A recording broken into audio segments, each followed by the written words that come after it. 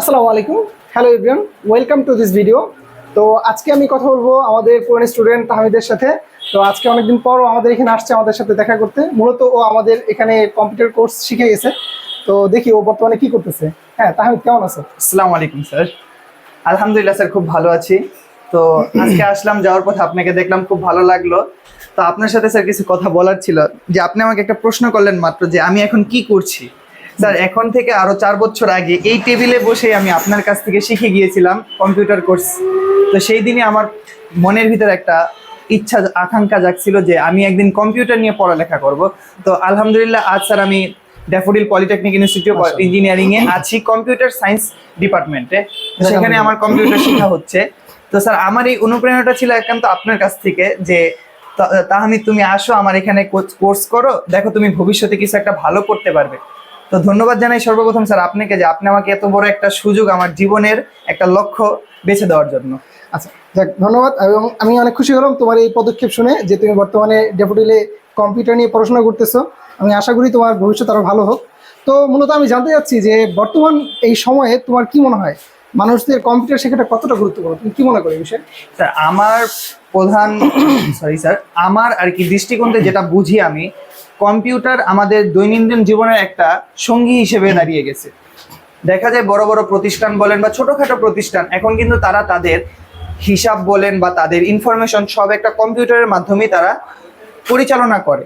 তো কম্পিউটার শিখাটা যতটা আমাদের জন্য গুরুত্বপূর্ণ, তার চেয়ে গুরুত্বপূর্ণ হলো আমাদের এই আধুনিক সমাজে আধুনিকতার সাথে বসবাস করা। কারণ আমরা সবাই এখন কিন্তু আধুনিক হিসেবে চলি।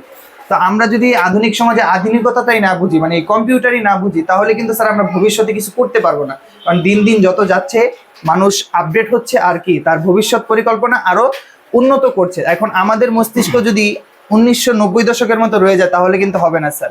ঠিক, একদম ঠিক। আচ্ছা, তুমি কি মনে করো যে এখন এই সময়ে কাদের জন্য কম্পিউটার শেখাটা বেশি গুরুত্বপূর্ণ?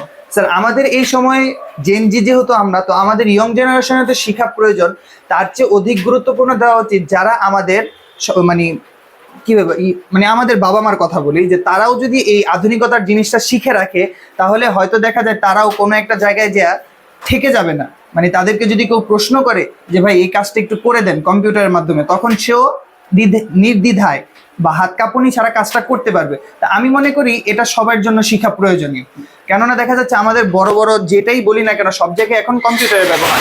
আমরা সবাই যদি কম্পিউটার ব্যবহারটা জানি, তাহলে এটা সবার জন্যই ভালো। আচ্ছা, ভালো কথা বলেছো। তা আমাদের পাশাপাশি আমাদের গার্জিয়ানও শেখা উচিত। আচ্ছা, ঠিক আছে। যেটা মেইনলি এখন আমি যেটা মনে করি যে বর্তমানে যারা চাকরির জন্য অ্যাপ্লাই করে তাদের কিন্তু কম্পিউটার অনেক বেশি শেখা গুরুত্বপূর্ণ বেশি। জি। তো এর পাশাপাশি তুমি কি মনে করো যারা বিজনেস করে, ঠিক আছে, তাদেরও কি কম্পিউটার শিখে রাখা উচিত? জি, অবশ্যই।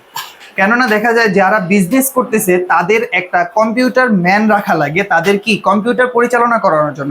সাপোজ ধরেন আপনি একটা ছোট বিজনেস দিলেন, তো আপনার কি একটা হিসাব নিকাশের জন্য একটা কম্পিউটার দরকার, এবং কি আপনি যদি এই কাজটা না পারেন, তাহলে আপনি কি করবেন? একজন মানুষ হায়ার করে আনবেন, তাকে 10-15 হাজার টাকা বেতন দিয়ে তাকে আপনি কি রাখলেন। এখন আপনি যদি এইখানে আইসা 10,000 টাকা খরচ করে আপনি যদি কোর্সটা শিখেন, আপনি আরো 10 জনকে শিখাইতে পারবেন, প্লাস আপনি নিজেও কম্পিউটারটা চালানো কাজটা করতে পারবেন। তো আপনার 10,000 টাকা সেভ হইতেছে প্রত্যেক মাসে। এখানে একটা বিষয় আছে, এখানে যদি সে যদি কাজটা আসলে জানে, তাহলে সে যাকে হায়ার করলো, যদি কাউকে হায়ার করা লাগে সেটা করবে, এটা তার, সে যদি কাউকে হায়ার করো তাদের ভুল সে বুঝতে পারবে। আর যদি সে কাজটা না জানে, তাহলে তার সেই ভুলটা সে বুঝতে পারবে না। এই একটা কথা ছিল একজনের মুখে শুনছিলাম, হয়তো বললে মানুষজন খারাপ মনে করবে, কলমের মাইর পেস সবচেয়ে বড় মাইর পেস। এখন ওই দক্ষ লোকটা যদি আপনার চোখের সামনেই 10-20 হাজার টাকা এদিক ওদিক করে ফেলে, আর আপনি যদি জিনিসটা না জানেন, তাহলে কিন্তু আপনারই লস হচ্ছে।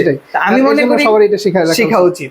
আচ্ছা, বিশেষ করে যারা মাদ্রাসায় পড়ে তারা অনেক সময় বলে যে আমি তো কম্পিউটার, মানে আমি তো ইংরেজি বুঝি না, ইংরেজি কম পারি, তাহলে আমি কি কম্পিউটার শিখতে পারবো? তো তাদের ব্যাপারে তুমি কি বলতে, তাদেরকে তুমি কি উপদেশ দিতে? স্যার, আপনি হয়তো জানেন আমি একজন মাদ্রাসার স্টুডেন্ট।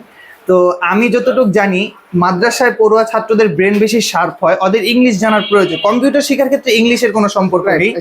কম্পিউটার যে শিখতে চায় সে সব ভাষাই শিখতে পারে। কম্পিউটার চাইলে সে বাংলা করে নিক, সে তো কম্পিউটার। হ্যাঁ, একজন মাদ্রাসার স্টুডেন্ট যদি কম্পিউটার শিখতে পারে, তাহলে তার একটা ফেস ভ্যালুই অন্যরকম, যে সে একজন হাফেজ আলেম, কিন্তু সে কি আধুনিক দুনিয়ার সবকিছুই বুঝে পারে।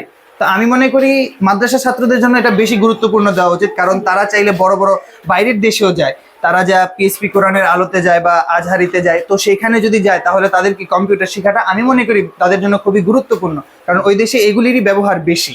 জি, ধন্যবাদ তোমাকে মূল্যবান তোমার মন্তব্য দেওয়ার জন্য।